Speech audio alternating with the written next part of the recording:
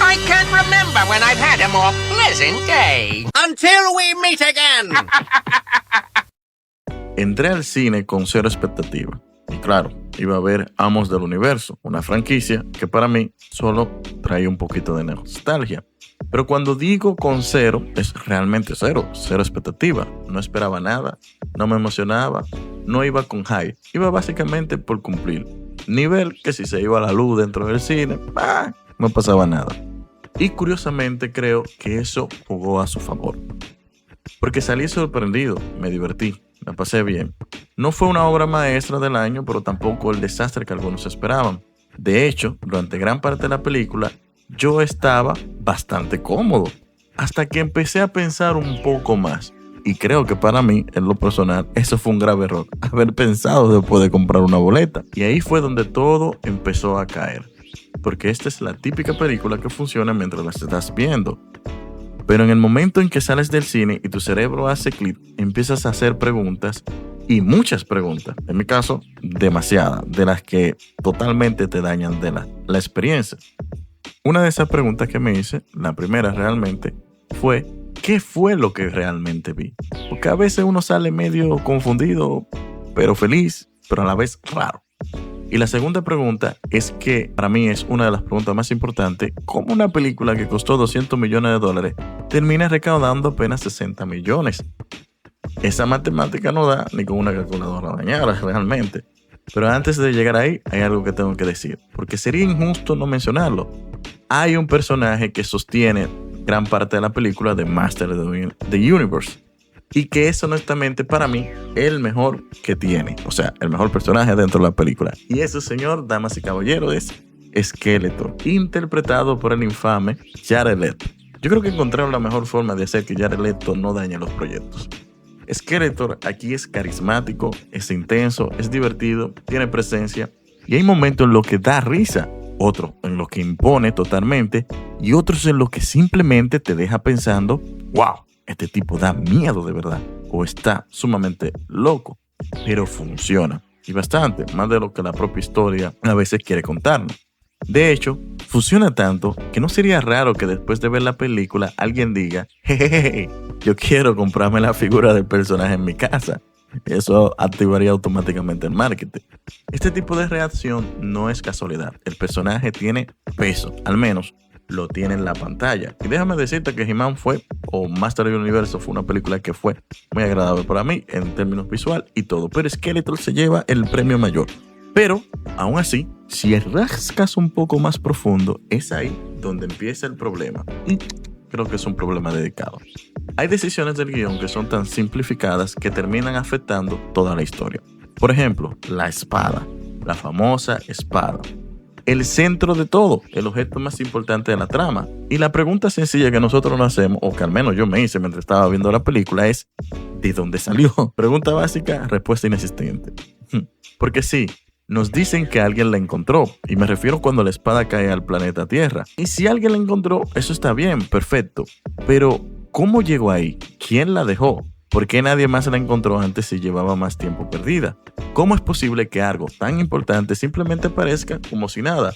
La espada fue llevada como modo delivery, activado, o sea, tú pediste un Uber para que te lleven la espada y el protagonista la tomó sin más. Ahí no hay respuesta. Y eso puede parecer un detalle pequeño, pero para mí particularmente no lo es.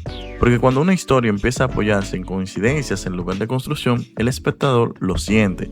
Aunque no siempre lo puede explicar, pero lo siente. Y le incomoda realmente. Pero eso no es el verdadero problema. Para mí el verdadero problema, aunque no lo crean, es Skeletor. Y no porque la interpretación hubiera sido mala o el villano no me hubiera encariñado. Bueno, más bien que el problema es lo que hicieron con Skeletor. Déjame explicarte. La película intenta darte una capa emocional. No muestra que quiere poder, que se siente vacío, que incluso duda de sí mismo. Hay un intento de hacerlo profundo, de hacerlo más complejo que el típico villano que solo quiere dominar al mundo, aunque después él aclara que solo quiere dominar al mundo. Y esto está bien, en teoría. En PowerPoint sonaba increíble realmente. Pero falta algo clave, algo fundamental. No solo habría elevado el personaje, sino que yo creo que hubiera elevado toda la película. Y es su origen. Porque en la historia general, Skeletor no es simplemente un villano cualquiera que aparece de la nada. No es un enemigo random que quiere una espada mágica y ya. O sea, no es solo eso. Skeletor es realmente el tío de He-Man. El tío del príncipe Adam. Sí, el tío. Un personaje que no nació siendo villano, sino que se convirtió en uno. Alguien que tuvo un conflicto con su propia familia, que fue derrotado, humillado y que tomó la decisión más radical posible. Buscar poder en fuerzas que literalmente los desfiguraran y transformaran en lo que conocemos. Básicamente, me dañaron la cara, ahora voy a dañar todo el mundazo. Eso es lo que quiere decir Skeletor. Pero eso, realmente, aunque suene simple, cambia todo el esquema de la película. Porque ya no estamos hablando de una pelea entre héroe y villano. Estamos hablando de familia, de traición, de resentimiento, de identidad, de poder mal canalizado. Esto ya es otro nivel de lo que queremos expresar. Estamos hablando de una tragedia. Ahora, imagínate esa historia dentro de la película. Imagínate el momento en que se revela que Skeletor no es un enemigo cualquiera, sino sangre misma de la sangre del protagonista. Imagínate el conflicto interno, el peso emocional, la tensión, y ya aquí la película lo que hace es que sube de nivel automáticamente. Ahora, imagínate lo que habría significado cada enfrentamiento. Y ahora vuelve a la película real, donde nada de eso existe. Sí, exacto, no existe. Y ahí está la diferencia entre una película entretenida y una película memorable.